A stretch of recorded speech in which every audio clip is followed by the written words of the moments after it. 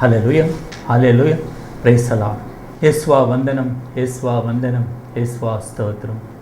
ఏక సువార్తలు అనే కార్యక్రమాన్ని వీక్షిస్తానికి ప్రభుదేవుడు ఇచ్చినటువంటి ఆ యొక్క గొప్ప మహిమను బట్టి ఆ దేవాది దేవునికి మొదటిగా వందనములు సమర్పించుకుందాం. నా ప్రియ సహోదరి సహోదరులారా, ప్రతి నిత్యము కూడా దేవుని యొక్క నామాన్ని స్మరిస్తూ ఈ లోకంలో దేవునికి సాక్షిగా జీవిస్తున్నటువంటి మనం అనేక మార్లు ఈ లోకంలో రకరకాలైనటువంటి బాధలకి లోనవుతూ ఉన్నాం. ఈ లోకంలో చాలామంది చాలా రకాలైనటువంటి రోగములతో వ్యాధులతో కొట్టుకులాడుతూ ఉన్నారు. మరీ ముఖ్యముగా ఈ నవీన కాలంలో అనేక రకాలైనటువంటి వ్యాధులు మనల్ని చుట్టుముడుతూ ఉన్నాయి. ప్రత్యేకంగా ఈ రోజుల్లో ఎంతోమంది ఫోన్స్ చేస్తూ అనారోగ్యముగా ఉండి ఉన్నాము, వ్యాధిగ్రస్తులుగా ఉండి ఉన్నాము, ఐసీలో ఉన్నాము, మా కోసం ప్రార్థన చేయండి అని పలుకుతున్నారు.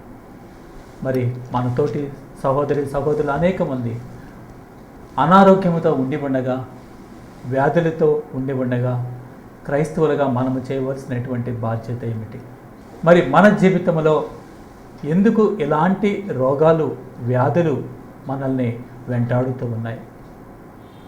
ఈ వాక్యాన్ని ధ్యానిస్తున్నటువంటి మనం ఆత్మ పరిశీలన చేసుకుంటే నీవు ఎలాంటి స్థితిలో ఉన్నావు? నీలో ఏమైనా అనారోగ్యము ఉండి ఉన్నదా? లేదా ఏదైనా వ్యాధి నీలో ఉండి ఉన్నదా? ఈ యొక్క అనారోగ్యము కానీ వ్యాధి కానీ రావటానికి కారణం ఏమిటి? ఎందువలన ఈ రోగాలు మనకు వస్తున్నాయి? ఎందువలన ఈ వ్యాధులు మనకి వస్తూ ఉన్నాయి? ఇది రావటానికి కారణం ఏమిటి? ఒక క్షణం ఈ యొక్క అంశాన్ని గురించి ధ్యానించుకోబోయే ముందు ప్రార్థన చేసుకుందాం. మహాకృప కలిగిన మా ప్రియ పరలోకపు తండ్రి, ఈ యొక్క సమయంలో ప్రభువా మమ్మల్ని వెంటాడుతున్నటువంటి వ్యాధులను గురించి, మాలో ఉన్నటువంటి అనారోగ్యముల గురించి ధ్యానించుకునే కృపను మాకు దయచేయమని వేడుకుంటున్నాం. ఎందువలన మాకు ఇలాంటి వ్యాధులు వస్తున్నాయి? ఎందువలన ఈ వ్యాధుల నుండి మేము బయటికి రాలేకపోతున్నాము?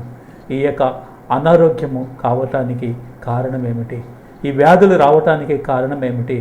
మేము చేసినటువంటి క్రియలా, మేము చేసినటువంటి తప్పిదములా ఈ సమయంలో ధ్యానించుకునే భాగ్యాన్ని మాకు ప్రసాదించమని, ఏక సమయంలో ఏక సువార్త జిల్లా అనే కార్యక్రమాన్ని వీక్షిస్తూ ఎవరైతే ఎలాంటి వేదనతో ఉండి ఉన్నారో వారందరినీ కూడా ప్రభు దేవుడు దీవించాలని, అమ్మ తల్లి మరి మాత ఈ సమయంలో నీ బిడ్డలందరి కోసం నీ కుమారుని సన్నిధిలో ప్రార్థించమని యేసుక్రీస్తు నామమున అడిగి వేడుకుంటున్నాం తండ్రి, ఆమేన్. హల్లెలూయా, హల్లెలూయా. మరి వ్యాధి వచ్చినప్పుడు మనం ఏమి చేయాలి? అనారోగ్యం వచ్చినప్పుడు ఎక్కడికి వెళ్ళాలి? ఎందు నిమిత్తం వ్యాధి వస్తుంది? వాక్యంలో కనుక చూసినట్లయితే ఎవరైతే దేవుని యొక్క వాక్కుని ఆలకిస్తున్నారో, ఎవరైతే దేవుని యొక్క వాక్కుతో నింపబడి ఉంటున్నారో వారి దరికి ఏ అనారోగ్యం కానీ ఏ చీడలు కానీ వారి దరికి రావని వాక్యం పలుకుతూ ఉంది. సొలొమోను జ్ఞాన గ్రంథం 16వ అధ్యాయము 12వ వచనం చూసినట్లయితే మూలికలు కానీ మందుకట్లు కానీ వారి జబ్బును నయము చేయజాలవు. మనకు వచ్చినటువంటి వ్యాధి నయం చేసుకునే దానికోసం అనేక రకాలైనటువంటి మందులను వాడుతూ ఉన్నాం, అనేక రకాలైనటువంటి ఆపరేషన్ చేస్తూ ఉన్నారు వ్యాధి నిమిత్తం. కానీ వాక్యం అంటుంది మందులు కానీ మూలికలు కానీ నీ వ్యాధిని నయము చేయచాలవు అనే వాక్యం పలుకుతుంది. ఇదిగో నీకు వచ్చినటువంటి వ్యాధి నయం అవ్వాలంటే, నీలో ఉన్నటువంటి వ్యాధి పూర్తిగా తగ్గిపోవాలంటే కేవలము మందుల ద్వారా, కేవలము మూలికల ద్వారా, కేవలము ఆపరేషన్ల ద్వారా ఆ వ్యాధి నయం కాదు అని ప్రభు దేవుడు పలుకుతూ ఉన్నాడు. ఏ విధంగా నయమవుతుందంటే, ప్రభు ఎల్లరి వ్యాధిని నయము చేయు నీ వాణియే. అంటే ప్రభు యొక్క వాక్యమే, ప్రభు యొక్క వాక్యే మన యొక్క వ్యాధిని నయము చేస్తుందని వాక్యం పలుకుతుంది. ఎక్కడ వాక్కు ఉంటుందో ఆ వాక్యే మనలో ఉన్న ఆ యొక్క వ్యాధి నుండి విడుదలని ఇస్తుందని ప్రభుదేవుడు పలుకుతూ ఉన్నాడు. ఆ వాక్యే వారికి ఆరోగ్యమును దయచేయును అని పలుకుతుంది. కనుక ఎవరైతే వాక్యాన్ని ఆలకిస్తున్నారో, వాక్యాన్ని ధ్యానిస్తున్నారో, వాక్యాన్ని పఠిస్తున్నారో వారి దరికి ఎలాంటి రోగాలు రావని ప్రభుదేవుడు పలుకుతూ ఉన్నాడు. మరి ఒకవేళ వచ్చినా కూడా ఆ రోగం నుండి విడుదలనిచ్చేటువంటి దేవుడు మన సమీపంలోనే ఉన్నాడు అని ప్రభు దేవుడు పలుకుతూ ఉన్నాడు. కనుక మనలో వచ్చిన వ్యాధి వచ్చినప్పుడు మనము చేయవలసింది డాక్టర్ దగ్గరికి వెళ్ళక ముందే ప్రభు దేవుని దగ్గరికి వెళ్ళాలి. ప్రభు దేవుని సన్నిధిలో, ప్రభు దేవుని యొక్క సమీపంలో ఎప్పుడైతే నీ వ్యాధిని సమర్పించి ప్రార్థన చేస్తావో, బైబిల్ వాక్యమాన్ని ధ్యానిస్తావో, అప్పుడు నీ వ్యాధి నుండి విడుదల పొందగలవని ప్రభు దేవుడు పలుకుతూ ఉన్నాడు. ఆ విధంగా కాకుండా నువ్వు దేవుని సన్నిధికి రాకుండా, దేవుని యొక్క వాక్యాన్ని ఆలకించకుండా మన ఇష్ట ప్రకారం కనుక మనం డాక్టర్స్ దగ్గరికి, హాస్పిటల్స్కి వెళుతూ ఉన్నా కూడా ఆ వ్యాధి నయము కాదని ప్రభు దేవుడు పలుకుతూ ఉన్నాడు. కనుక ఈ సమయంలో వ్యాధి పీడితుడుగా ఉన్నటువంటి మనం, అనారోగ్యానికి గురి అయినటువంటి మనం మొట్టమొదటిగా ఎవరి దగ్గరికి వెళ్ళాలంటే దేవుని దగ్గరికి వెళ్ళాలి, దేవుని యొక్క వాక్కుని ఆలకించాలి అని ప్రభు దేవుడు పలుకుతూ ఉన్నాడు. అదేవిధంగా శీరాపుత్రుడి జ్ఞాన గ్రంథం 38వ అధ్యాయం 2వ వచనం చూస్తున్నట్లయితే, వైద్యుల ద్వారా మహోన్నతుడే నీ వ్యాధిని నయము చేయను. దేవుడు ఎవరి ద్వారా నయము చేస్తాడంటే వైద్యుల ద్వారా దేవుడు నయము చేస్తాడని వాక్యం పలుకుతుంది. ఏ విధంగా వైద్యుల ద్వారా నయము చేస్తాడంటే, అనేక మంది పెద్ద పెద్ద డాక్టర్స్ అని, పెద్ద పెద్ద హాస్పిటల్స్ కని వెళ్ళి ఆ వ్యాధి నయము చేసుకొని తిరిగి అదే వ్యాధిని మరలా తెచ్చుకునేటువంటి వాళ్ళు చాలామంది ఉండి ఉన్నారు. కానీ ప్రభు దేవుడు పలుకుతూ ఉన్నాడు, వైద్యుల ద్వారా దేవుడే నీ వ్యాధిని నయము చేయను. ఏ విధంగా నయము చేస్తాడంటే, నువ్వు ఎప్పుడైతే ప్రభు సన్నిధిలోకి వెళ్ళి ప్రార్థన చేస్తావో, ప్రభు సన్నిధిలోకి వెళ్ళి నీ వ్యాధిని ప్రభుకు సమర్పిస్తావో, ఆ ప్రభు దేవుడే నీకు చూపెట్టినటువంటి ఆ వైద్యుడి దగ్గరికి వెళ్ళినప్పుడు, ఆ వైద్యుడు ఆపరేషన్ చేయబోతున్నా, ఆ వైద్యుడు మందులు వాడబోతున్నా, దేవుడే ఆ వైద్యునికి ప్రేరణ ఇచ్చి ఏది వాడాలో, ఏది చేయాలో దేవుడే ఆ వైద్యుని ద్వారా చేస్తాడని వాక్యం పలుకుతూ ఉంది. కనుక నా ప్రియ సహోదరి సహోదర, వ్యాధి పీడితుడు వెంటే నీవు మొట్టమొదట ఎవరి దగ్గరికి వెళ్ళాలంటే మొదటిగా దేవుని దగ్గరికి వెళ్ళాలి. దేవుని దగ్గరికి వెళ్ళి దేవుని సన్నిధిలో ప్రార్థన చేయాలి. దేవునికి తెలియకుండా ఏ వ్యాధి కూడా నీ యొక్క శరీరంలోనికి రాదు. కాబట్టి ఒక వ్యాధి వచ్చిందంటే అది దేవునికి తెలుసు. కనుక మనం దేవుని దగ్గరికి వెళ్ళి, అయా ఈ వ్యాధి నుండి విడుదల నీవు, ఈ నాకు కావలసినటువంటి ఆరోగ్యాన్ని, సంపూర్ణమైనటువంటి ఆరోగ్యాన్ని ప్రసాదించు అని ప్రభు దేవుడి సన్నిధిలో ప్రార్థించి, ఆ తదుపరిగా నువ్వు వైద్యుని దగ్గరికి వెళ్ళినప్పుడు ఆ వైద్యుని ద్వారా దేవుడే నీ రోగమును కుదుర్చును, నీ వ్యాధిని తీసివేయను అని ప్రభు దేవుడు పలుకుతూ ఉన్నాడు. కనుక మనం వ్యాధి పీడితుడుగా ఉన్నటువంటి వ్యక్తి దగ్గరికి వెళ్ళినప్పుడు మొట్టమొదట మనం చేయవలసింది అతనిని దేవునికి సమర్పించి ప్రార్థన చేయాలి. దేవునికి సమర్పించి ప్రార్థన చేసినప్పుడు దేవుడే ఆ వ్యాధి నుండి విడుదలను ఇస్తూ ఉంటాడు. హల్లెలూయా, హల్లెలూయా. రెండవదిగా చూసినట్లయితే మనం ఎవరి దగ్గరికి వెళ్ళాలంటే మొట్టమొదటగా వెళ్ళవలసింది దేవుని దగ్గరికే. ఎందుకంటే వాక్యం అంటుంది, శీరాపుత్రుడి జ్ఞాన గ్రంథం 38వ అధ్యాయము 9వ వచనం చూసినట్లయితే, కుమారా నీకు జబ్బు చేసిన సో అశ్రద్ధ చేయకము, నీకు జబ్బు చేసిన సో అశ్రద్ధ చేయకము. ప్రతి ఒక్కరూ చెప్తారు, నీ గనుక జబ్బు వస్తే నువ్వు ఏమాత్రం కూడా ఆలస్యం చేయకుండా వెంటనే హాస్పిటల్కి వెళ్ళు, వెంటనే డాక్టర్ దగ్గరికి వెళ్ళంటారు. అదేవిధంగా దేవుడు కూడా పలుకుతూ ఉన్నాడు ఈ సమయంలో, కుమారా నీకు అనారోగ్యము వచ్చినా, నీకు జబ్బు చేసినా, వ్యాధి వచ్చినా అశ్రద్ధ చేయవద్దు, అశ్రద్ధ చేయవద్దు అని పలికినటువంటి దేవుడు మరొక మాట చెప్తూ ఉన్నాడు, నీవు ప్రభువుని వేడుకునినచో ప్రభు నీకు ఆరోగ్యమును దయచేయను. ఏమంటున్నారంటే నువ్వు ప్రభువుని వేడుకోవాలి, ప్రభు సన్నిధిలో ప్రార్థించాలి, ప్రభువుని అడగాలి. ఎప్పుడైతే నువ్వు ప్రభువుని వేడుకుంటావో ఆ ప్రభు దేవుడే నీకు ఆరోగ్యమును ప్రసాదించునని వాక్యం పలుకుతుంది. కనుక మనకు సంపూర్ణమైనటువంటి ఆరోగ్యం రావాలంటే మొదటిగా మనం వెళ్ళవలసింది డాక్టర్ వద్దకు కాదు, మొదటిగా మనం వెళ్ళవలసింది మన దేవుడైనటువంటి ప్రభు దగ్గరికి వెళ్ళి, అయ్యా యేసయ్యా ఈ రోగము నుండి నాకు విడుదలను ప్రసాదించు, ఈ రోగాన్ని నేను భరించే శక్తిని నాకు ప్రసాదించు అని ఎప్పుడైతే ఆ వ్యాధిని ప్రభు దేవునికి సమర్పించి ప్రార్థన చేస్తావో అప్పుడు దేవుడు నీకు కావలసినటువంటి సంపూర్ణమైనటువంటి ఆరోగ్యాన్ని దేవుడు ఇస్తాడని వాక్యం పలుకుతూ ఉంది. అదేవిధంగా 103వ కీర్తన 3వ వచనం చూసినట్లయితే, అతడు నీ పాపములనెల్లా మన్నించును.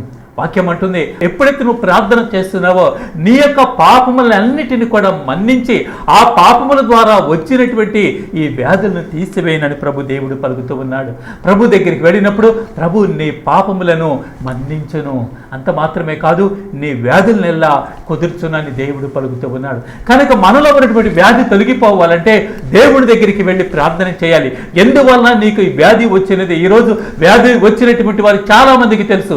ఆ వ్యాధి ఎందుకు వచ్చినది, ఎలాంటి పరిస్థితుల్లో వచ్చింది, చేయకూడనటువంటి పనులు చేసినప్పుడు ఆ వ్యాధి వారికి వచ్చి ఉన్నదని వారికి తెలుసు. కనుక ఆ తెలిసినటువంటి వారు దేవుడి దగ్గరికి వెళ్ళి తమ యొక్క తప్పుని ఒప్పుకోవాలి. అప్పుడు పాపము నుండి విడుదల పొందాలి, ఆ వ్యాధి నుండి విడుదల పొందాలి. ఈరోజు చాలామంది చెప్తున్నారు వ్యభిచారం అనే పాపము చేయవద్దని. ఎప్పుడైతే వ్యభిచారం అనే పాపము చేస్తున్నారో ఆ పాపము ద్వారా వస్తున్నటువంటి వ్యాధి వారికి తెలుసు. మరి ఆ విధంగా తెలిసినప్పుడు ఎంతమంది డాక్టర్స్ దగ్గరికి వెళ్ళినా కూడా ఉపయోగం లేదు అని ప్రభు దేవుడు అంటున్నాడు. ఎప్పుడైతే నువ్వు దేవుడి దగ్గరికి వెళ్ళి పాపాన్ని ఒప్పుకున్నప్పుడు పాపము ద్వారా మన్నింపు ద్వారా దేవుడు నీ యొక్క వ్యాధిని కుదుర్చును, నీ యొక్క వ్యాధిని తీసివేయనని ప్రభు దేవుడు పలుకుతూ ఉన్నాడు. ఈరోజు ఎంతోమంది త్రాగుడికి లోనై మద్యపానానికి లోనై చేయకూడనటువంటి పనులు చేస్తూ ఇదిగో తమ యొక్క ఆరోగ్యాన్ని పోగొట్టుకుంటూ ఉన్నారు. అదేవిధంగా ఎంతోమంది ఈనాడు సిగరెట్స్ తాగుతూ ఇంకా రకరకాలైనటువంటి పానీయాలను తాగుతూ తమ యొక్క శరీరాన్ని నాశనపరుచుకుంటూ ఉన్నారు. ఈరోజు ఎంతోమంది రకరకాలైనటువంటి ఇంజెక్షన్స్ వాడుతూ తమ శరీరాన్ని నాశనపరుచుకుంటూ ఉన్నారు. వారందరికీ తెలుసు తమకి ఎందుకు ఈ వ్యాధి వస్తుంది. తెలిసినటువంటి వారు ఎవరికి కూడా వాటిని మానటం లేదు.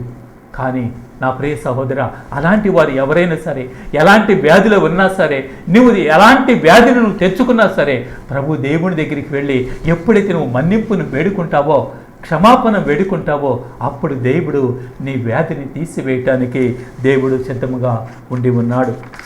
మూడవదిగా చూసినట్లయితే అనారోగ్యముతో ఉన్నటువంటి ప్రతి ఒక్క వ్యక్తి కూడా ప్రభు దగ్గరికి వెళ్ళి ప్రార్థన చేయాలి, ప్రభు సన్నిధిలో ఉండాలి. ఎవరైతే ప్రభు సన్నిధిలో ఉంటారో, నిత్యము ప్రభుని అంటిపెట్టుకొని ఉంటారో వారికి వ్యాధులు కూడా వారి దరికి రావు. ప్రభు దేవుడు అంటాడు యోహాను సువార్త 15వ అధ్యాయము 5వ వచనంలో, ఎవరైతే నా యందు ఉంటారో వారు ఫలించబడతారు, ఎవరైతే నా యందు ఉంటారో వారు ఫలాల్ని పోగొట్టుకోరు, వరాలని పోగొట్టుకోరు, శాపాలని కొని తెచ్చుకోరు. నా యందు ఉన్నవారు ఫలించబడతారని ప్రభు దేవుడు అంటాడు. కనుక మనం కూడా ప్రభు దగ్గరికి వెళ్ళి ప్రభు సన్నిధిలో కనుక ఉంటున్న ఎడల, ప్రభు సన్నిధిలో ప్రార్థిస్తున్న ఎడల ఎలాంటి రోగముల నుండి వ్యాధుల నుండి మనము విడుదల పొందుతామో ఆ వ్యాధులు మనకి దరికి రావు. ఇర్మియా గ్రంథం 17వ అధ్యాయము 14వ వచనం చూస్తున్నట్లయితే మనం ఏ విధంగా ప్రభు సన్నిధిలో ప్రార్థన చేయాలి అంటే, ప్రభు నీవు నాకు చికిత్స చేసినచో నేను సంపూర్ణమైనటువంటి ఆరోగ్యమును పొందుదును. చికిత్స చేయాల్సింది డాక్టర్ కాదు అని వాక్యం అంటుంది. ఎవరు చికిత్స చేయాలంటే ప్రభువా నీవు నాకు చికిత్స చేసినచో నేను సంపూర్ణమైనటువంటి ఆరోగ్యమును పొందుదును. ఒకవేళ డాక్టర్ దగ్గరికి వెళ్ళి ఆ వ్యాధికి డాక్టర్ చికిత్స చేసినా మరలా ఆ వ్యాధి వస్తుందేమో. కానీ ఇప్పుడు నువ్వు దేవుని సన్నిధిలో ప్రార్థన చేసినప్పుడు, దేవా నీవు నాకు చికిత్స చేసినా నేను సంపూర్ణమైనటువంటి ఆనందమును పొందుదును, సంపూర్ణమైనటువంటి ఆరోగ్యమును పొందుదును, సంపూర్ణమైనటువంటి రక్షణను నేను పొందుదును అని ఎప్పుడైతే నువ్వు భావిస్తావో, ఎప్పుడైతే ప్రభు దగ్గరికి వెళ్ళి అడుగుతావో ఆ ప్రభు నీకు సంపూర్ణమైనటువంటి ఆరోగ్యాన్ని ఇవ్వటానికి సిద్ధముగా ఉండి ఉన్నాడు. యెషయా గ్రంథం 38వ అధ్యాయము 16వ వచనం చూసినట్లయితే, నీవు నా వ్యాధిని కుదిర్చి నాకు ఆయువును వసగును. నాలో ఉన్నటువంటి వ్యాధిని తీసివేసి ఆయుస్సును నాకు ఇవ్వు అని చెప్పి దేవుడి సన్నిధిలో ప్రార్థన చేస్తూ ఉన్నాము. ఎందుకంటే ఈరోజు పడక మీద చూసినట్లయితే ఇవాళ రేపా చనిపోతారా అన్నట్లు ఉంటారు. కానీ ఎప్పుడైతే మనం దేవుడికి సమర్పించుకుంటున్నామో, ప్రభువా నీవు నాకు ఆయుస్సును దయచేయి, నాలో నుండి వ్యాధిని తీసివేయి అని ప్రార్థన చేస్తామో దేవుడు ఆ ప్రార్థనని ఆలకించేటువంటి దేవుడు. మనం ప్రార్థన చేసేటప్పుడు ప్రభువా ఇన్ని దినాలు ఇన్ని సంవత్సరాలు నేను మంచంలో ఉండి కదలలేనటువంటి స్థితిలో ఉండి ఉన్నాను. ఏ సమయంలో ప్రభువా నీవు నాకు సంపూర్ణమైనటువంటి ఆరోగ్యం ఇచ్చినట్లయితే ఇదిగో నా జీవితాన్ని నేను నీకు సమర్పిస్తాను అని ఎప్పుడైతే ప్రాధేయపూర్వకముగా వినయపూర్వకముగా దేవుడి సన్నిధిలో ప్రార్థన చేస్తావో దేవుడు నీకు కావలసినటువంటి ఆరోగ్యమును సంపూర్ణముగా ఇవ్వటానికి సిద్ధముగా ఉండి ఉన్నాడు. కీర్తనకారుడు అంటున్నాడు 41వ కీర్తన 4వ వచనం చూసినట్లయితే, నా వ్యాధి నయము చెయ్యము, నేను నీకు ద్రోహముగా పాపము చేసి తిని, నేను నీకు ద్రోహముగా పాపము చేసి ఆ ద్రోహము ద్వారా ఆ పాపము ద్వారా నేను వ్యాధిని తెచ్చుకొని ఉన్నాను. కనుక ఈ సమయంలో ప్రభువుని అడుగుతూ ఉన్నాడు, ఇదిగో ప్రభువా ఇదిగో నా పాపము నీకు తెలియపరుస్తూ ఉన్నాను. నా పాపము నీ సన్నిధిలో ఒప్పుకుంటూ ఉన్నాను. ఇదిగో ప్రభువా, నా పాపాన్ని మన్నించి నాలో ఉన్న వ్యాధిని తీసివేయని ప్రార్థన చేస్తూ ఉన్నాడు. ఈనాడు ఎంతో మంది తమకు వచ్చినటువంటి వ్యాధికి కారణమైనటువంటి వారే తమ యొక్క పాపాలని ఒప్పుకోవటం లేదు. ఎప్పుడైతే పాపాన్ని ఒప్పుకోకుండా ఉండి ఎన్ని మందులు వాడినా ఆ వ్యాధి నుండి విడుదల రాదు అని ప్రభు దేవుడు పలుకుతూ ఉన్నాడు. ఎప్పుడైతే నువ్వు నీ యొక్క పాపాన్ని ఒప్పుకుంటావో నీలో ఉన్న వ్యాధిని దేవుడు తీసివేయటానికి సిద్ధముగా ఉండి ఉన్నాడు. కనుక మనం దేవుడి సన్నిధిలో ప్రార్థన చేసేటప్పుడు మొట్టమొదటిగా మన యొక్క పాపాన్ని ఒప్పుకోవాలి. ఆ తదుపరి దేవుడి సన్నిధిలో ప్రార్థన చేసినప్పుడు దేవుడు మనలో ఉన్నటువంటి వ్యాధిని తీసివేయటానికి సిద్ధముగా ఉండి ఉన్నారు. ఇంకా మనం దేవుడి సన్నిధిలో ప్రార్థన చేస్తూ ఉన్నప్పుడు మత్తయి సువార్త 20వ అధ్యాయము 30వ వచనం చూసినట్లయితే కళ్ళు లేని గుడ్డివారు దేవుడి సన్నిధిలో ప్రార్థన చేస్తూ ఉన్నారు. దావీదు కుమారా, మాపై దయ చూపయ్యా అంటున్నారు. అదేవిధంగా వ్యాధిగ్రస్తుడుగా ఉన్నటువంటి నీవు నేను కూడా ఆ ప్రభు వైపు చూసి, దావీదు కుమారా, నజరేతు యేసయ్యా, మా పట్ల కనికరము చూపయా, ఇదిగో ప్రభా నా పట్ల దయ చూపయా, ఇదిగో నా పట్ల ఇదిగో ప్రభా ఈ వ్యాధి బాధల నుండి విడుదలను ప్రసాదించమని ఎప్పుడైతే దేనముగా నువ్వు ప్రార్థన చేస్తావో ఆ ప్రార్థనని దేవుడు ఆలకిస్తాడు. అదేవిధంగా మార్కు సువార్త 10వ అధ్యాయము 47వ వచనం చూసినట్లయితే ఏ విధంగా రోడ్డు ప్రక్కన ఉన్నటువంటి భర్తమయ్య యేసు ప్రభు వస్తున్నాడని తెలుసుకున్నప్పుడు ఏ విధంగా దావీదు కుమారా, నజరేతు యేసయ్యా, నన్ను కనికరించయానికి కేకలు వేస్తూ విలపిస్తూ ప్రార్థన చేస్తూ ఉన్నాడు. అదే విధముగా వ్యాధి పీడితులుగా ఉన్నటువంటి మనము కూడా దేవుడి సన్నిధిలో, దేవా దావీదు కుమారా, నజరేతు యేసయ్యా, నన్ను కనికరించయా, ఇదిగో ప్రభా ఇన్ని దినాలు ఇన్ని సంవత్సరాలు వ్యాధి పీడితుడిగా మంచం మీదించే లేవలేనటువంటి స్థితిలో ఉండి ఉన్నాను. ఏ డాక్టర్ దగ్గరికి వెళ్ళినా, ఏ వైద్యుని వద్దకు వెళ్ళినా, ఏ హాస్పిటల్కి వెళ్ళినా వ్యాధి నుండి విడుదల పొందలేకపోయాను. ప్రభా ఈ సమయంలో ఈ వ్యాధి నుండి విడుదలనిచ్చే దేవుడు నీవేనని విశ్వసిస్తూ నమ్ముతూ నీ సన్నిధిలో ప్రార్థన చేస్తూ ఉన్నాను. దావీదు కుమారా, నన్ను కనికరించాయా, యేసయ్యా నన్ను కనికరించాయా, యేసయ్యా ఈ రోగము నుండి, ఈ పాపము నుండి, ఈ శాపము నుండి నాకు విడుదలను ప్రసాదించాయా, ఇదిగో ప్రభా ఈ వ్యాధి కనుక నయమైనట్లయితే నా జీవితాన్ని నేను నీకు అర్పించుకుంటున్నాను అని ఎవరైతే ఎప్పుడైతే ప్రార్థన చేస్తామో ఆ ప్రార్థనని దేవుడు స్వీకరించటానికి ఆలకించటానికి సిద్ధముగా ఉండి ఉన్నాడు. హల్లెలూయా, హల్లెలూయా. కనుక నీవు నేను చేయవలసింది దేవుని సన్నిధిలో ప్రార్థన చేయాలి. ప్రార్థన లేనటువంటి జీవితం వ్యర్థం. ప్రార్థన లేనటువంటి ఆ యొక్క విడుదల అనేది మనకి రాదు. కనుక దేవుని సన్నిధిలో ప్రార్థన చేయాలి. ప్రార్థన చేసేటప్పుడే నిన్ను నువ్వు ఒప్పుకోవాలి, పశ్చాత్తాపడాలి, కన్నీరు కార్చాలి. అప్పుడు దేవుడు నీ యొక్క ప్రార్థనని ఆలకించడానికి సిద్ధముగా ఉండి ఉన్నాడు. ఈ వాక్యాన్ని వింటున్నటువంటి ఎవరైతే తమకు ఉన్నటువంటి వ్యాధుల నిమిత్తం ప్రార్థన చేస్తూ ఉన్నారో వారిని దేవుడు ఈ సమయంలో క్షమించడానికి సిద్ధముగా ఉండి ఉన్నారు. ఎంతోమంది అడుగుతూ ఉన్నారు, అయ్యా ఐసీయూలో ఉన్నాం, మా కోసం ప్రార్థన చేయండి, ఆపరేషన్ జరగబోతుంది, మా కోసం ప్రార్థన చేయండి, నడవలేనటువంటి స్థితిలో ఉండిపోయాం, కదలలేనటువంటి స్థితిలో ఉండి ఉన్నాం, ప్రార్థన చేయండి. అవును, మీ యొక్క ప్రార్థన దేవుడు ఆలకించడానికి సిద్ధముగా ఉన్నాడు. మరొకరు కాదు ప్రార్థన చేయటం. నువ్వే నోరు తెరిచి, దావీదు కుమారా, నజరేతు యేసయ్యా, నన్ను కనికరించాయా, నీకు నాకు అడ్డుగా ఉన్న పాపాన్ని తీసివేయి తండ్రి అని ఎవరైతే ఈ సమయంలో ప్రార్థన చేస్తూ ఉన్నారో లేదా ఎవరి నిమిత్తం ప్రార్థన చేయబోతున్నారో వారిని దేవుడు స్వస్థపరచటానికి ఈ సమయంలో దేవుడు సిద్ధముగా ఉండి ఉన్నాడు. అదేవిధంగా నీలో నాలో పాపము గనక ఉండి ఉన్నట్లయితే దేవుని యొక్క స్వస్థత, దేవుని యొక్క దీవెన మన పైకి రాదు అని దేవుడు మనకు ఎరుకపరుస్తూ ఉన్నాడు. మనలో గనక శాపము పాపము ఉండి ఉన్నట్లయితే ఆ పాపము ద్వారా వచ్చినటువంటి వ్యాధి నీలో నాలో ఉండి ఉన్నట్లయితే నువ్వు ఎంత ప్రార్థన చేసినా కూడా ఆ ప్రార్థన ఉపయోగం అనేది, ప్రార్థన ద్వారా స్వస్థత అనేది మనం అనుభవించము అని ప్రభు దేవుడు పలుకుతూ ఉన్నాడు. మార్కు సువార్త 2వ అధ్యాయము 11వ వచనంలో దేవుడు ఒక మాట అంటూ ఉన్నాడు. అక్కడ ఉన్నటువంటి రోగితో పలుకుతూ ఉన్నాడు, నీ పడకను ఎత్తుకొని నీవు ఇంటికి వెళ్ళు, నీ పడకని వెత్తుకొని వెళ్ళిపో అని దేవుడు పలుకుతూ ఉన్నాడు. ఎలాంటి వ్యక్తి అంటే 4 వ్యక్తుల చేత మోసుకొని రాబడినటువంటి వ్యక్తి, కదలలేనటువంటి వ్యక్తి, నడవలేనటువంటి వ్యక్తి, నిలవలేనటువంటి వ్యక్తి. అలాంటి వ్యక్తితో దేవుడు అంటున్నాడు, నువ్వు లేచి నీ పడకను ఎత్తుకొని వెళ్ళిపో అంటున్నాడు. మరి ఆ వ్యక్తిని వచ్చేటప్పుడు 4 వ్యక్తులు మోసుకొని వస్తూ ఉన్నారు, పక్షవాతంతో ఉన్నటువంటి వ్యక్తిని. మరి ఆ వ్యక్తితో దేవుడు మొదటగా పలుకుతూ ఉన్నాడు, ఇదిగో మొదటిగా నువ్వు లేచి వెళ్ళు అనలేదు, మొదటగా నీ రోగము నుండి విడుదల వచ్చింది అనలేదు, నీ వ్యాధి తగ్గిపోయింది అనలేదు.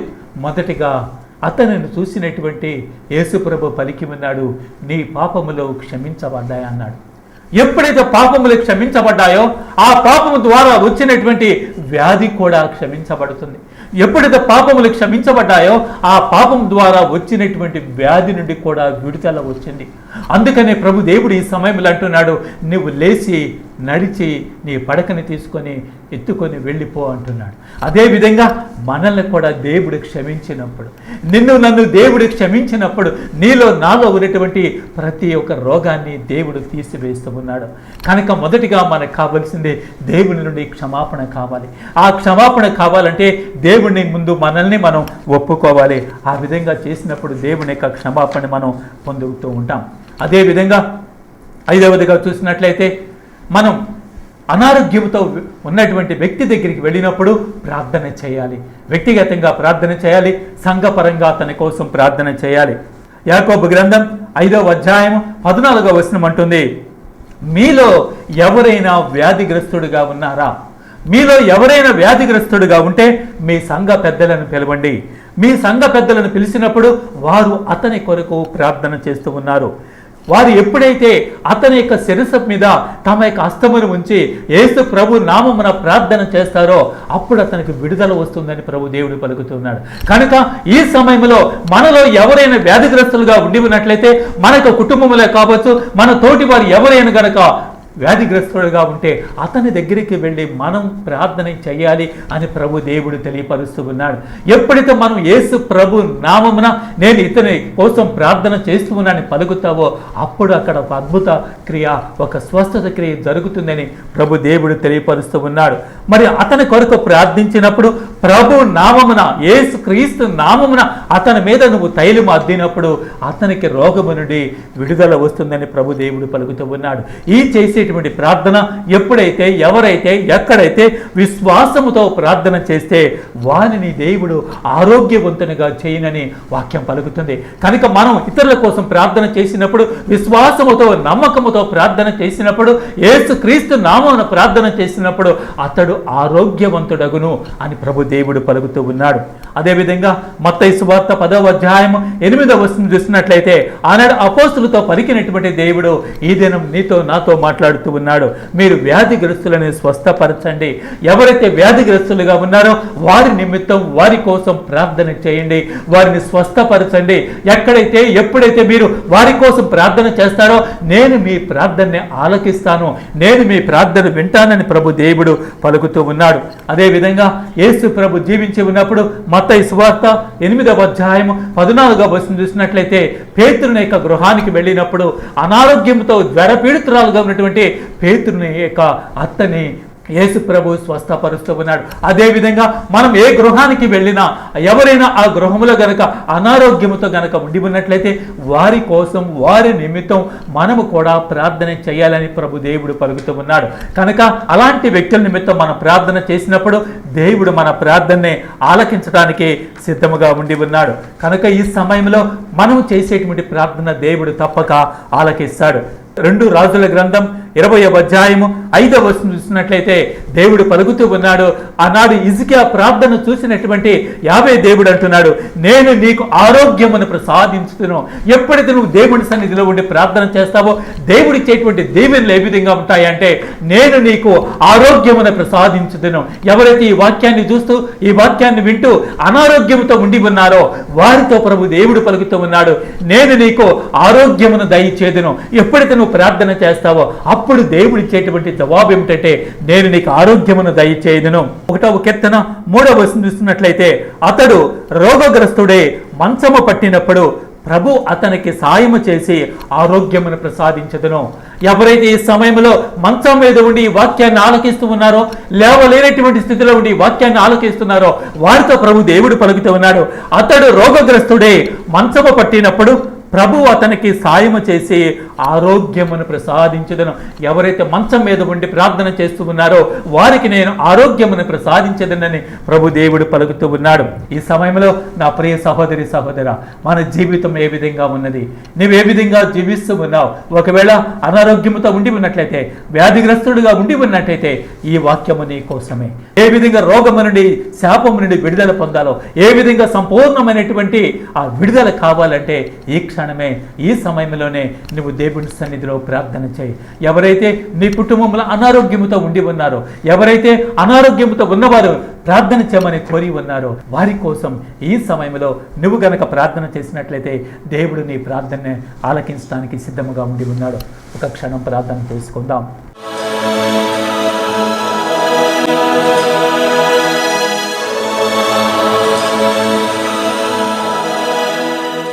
మహాకృప కలిగిన మా ప్రియ పరలోకపు తండ్రి, ఇంతవరకు ప్రభా మాతో మాట్లాడినటువంటి నాయన ఈ యొక్క మాటల ద్వారా ప్రభా నీకు వందనములు, స్తోత్రములు సమర్పిస్తున్నాం. ప్రభుదేవా, ఈ సమయంలో నాయన ఎవరైతే అనారోగ్యముతో ఉండి నాయన వ్యాధిగ్రస్తులుగా ఉండి విలపిస్తున్నారో, కన్నీరు కారుస్తున్నారో, బాధలను అనుభవిస్తున్నారో ప్రభా, అలాంటి బిడ్డలందరినీ కూడా ప్రభా ఈ సమయంలో నీకు సమర్పిస్తున్నాము నాయన. హాస్పిటల్స్లో కావచ్చు, ఇంటి వద్ద కావచ్చు, మంచం మీద ఉండి ఇదిగో నాయన జీవించలేక, మరణించలేక వేదన పడుతున్న ప్రతి ఒక్క బిడ్డని ప్రభా ఈ సమయంలో నీకు సమర్పిస్తున్నాము నాయన. నడవలేనటువంటి వారు, చూపు లేనటువంటి వారు ప్రభా ప్రతి ఒక్క బిడ్డని ప్రభా మీకు సమర్పిస్తున్నాం. వ్యాధి పీడితులుగా ఉన్న ప్రతి బిడ్డని ప్రభా ఈ సమయంలో అయా మీకు సమర్పిస్తూ ఉండగా నైనా, వారందరినీ మీతో వేడుకుంటూ ఉండగా, ప్రార్థిస్తూ ఉండగా నైనా, వారికి కావలసినటువంటి సంపూర్ణమైనటువంటి ఆరోగ్యమును, స్వస్థతను దయచేయమని వేడుకుంటున్నాం. ఆయా ప్రభా ఈ సమయంలోనైనా ఎవరెవరికి ఎలాంటి అవసరతలు ఉండి ఉన్నాయోనైనా అవసరతలను తీర్చమని వేడుకుంటున్నాము నైనా. మరి ముఖ్యంగా ప్రభా శరీరంలో రకరకాలైనటువంటి వేదనలు, ఆయా ఈనాడు అనుభవిస్తున్నటువంటి బాధలు, గుండె నొప్పి కావచ్చు, ఆయా క్యాన్సర్ కావచ్చు ప్రభా, గ్యాస్ ప్రభా, కిడ్నీస్, ఆయా రకరకాలైనటువంటి రోగములతో ఉండి ఉన్న ప్రతి ఒక్క బిడ్డని ప్రభా ఈ సమయంలో దర్శించమని వేడుకుంటున్నాం. నీకు వాక్యాన్ని ఆలకిస్తున్న ప్రతి బిడ్డని ప్రభా దర్శించు నాయన. ఆయా వారికి కావలసినటువంటి నాయన ఆ వ్యాధుల నుండి విడుదలను ప్రసాదించు నాయన. యేసయ్యా, ఎంతో మంది నైనా పేదవారు రోగముల పాలి హాస్పిటల్స్కి వెళ్ళలేక, డబ్బులు ఖర్చు పెట్టలేక, డబ్బులు లేక విలపిస్తున్న, కన్నీరు కారుస్తున్న ప్రతి బిడ్డని ఈ సమయంలో నాయన సమర్పిస్తున్నాను నాయన. ఈ సమయంలో ప్రభా పేదవారి పాలిట ప్రభా ఆయా నీవే వారి ఎందుండి వారికి కావలసినటువంటి సంపూర్ణమైనటువంటి ఆయా విడుదలను ప్రసాదించమని వేడుకుంటున్నాము నేను. రోగము నుండి స్వస్థతను ప్రసాదించమని వేడుకుంటున్నాము నేను. ఏ విధంగా పక్షపాత రోగికి ఆ విడుదలను ఇచ్చి ఉన్నావో అదే విడుదలను ప్రభా ఈ బిడ్డలకు సైతమునైనా ప్రసాదించమని వేడుకుంటున్నాం. ప్రభుదేవ, ఈ సమయంలో కుటుంబంలో శాంతి సమాధానాలు లేనటువంటి ప్రతి ఒక్క కుటుంబాన్ని మీకు సమర్పిస్తున్నాము నైనా. సఖ్యత లేనటువంటి భార్యాభర్తలను ప్రభా మీకు సమర్పిస్తున్నాము నైనా. చెడు తిరుగుతున్నటువంటి యువకులను ప్రభా మీకు సమర్పిస్తున్నాము నైనా. తెలియక తాము చేస్తున్నటువంటి పాపముల ద్వారా రోగములు తెచ్చుకుంటున్నటువంటి ప్రతి ఒక్కరిని ప్రభా ఈ సమయంలో సమర్పిస్తూ ప్రభా వారి ఎందుండి నైనా ఆయా ప్రతి ఒక్కరిని కూడా అనేక మార్గంలోనికి నడిపించి వారికి కావలసినటువంటి సంపూర్ణమైనటువంటి ఆరోగ్యమును దయచేయమని, ఈ యొక్క వాక్యాన్ని వింటున్నా ఆలకించిన ప్రతి ఒక్క బిడ్డని కూడా దీవించమని, ఆశీర్వదించమని మీ కుమారుడు మా నాథుడైన యేసుక్రీస్తు నామమున అడిగి వేడుకుంటున్నాం తండ్రి. ఆమేన్. పితా, పుత్ర, పవిత్రాత్మ నామమున ఆమేన్. ఈ వాక్యమును దేవుడు దీవించునుగాక. హల్లెలూయా.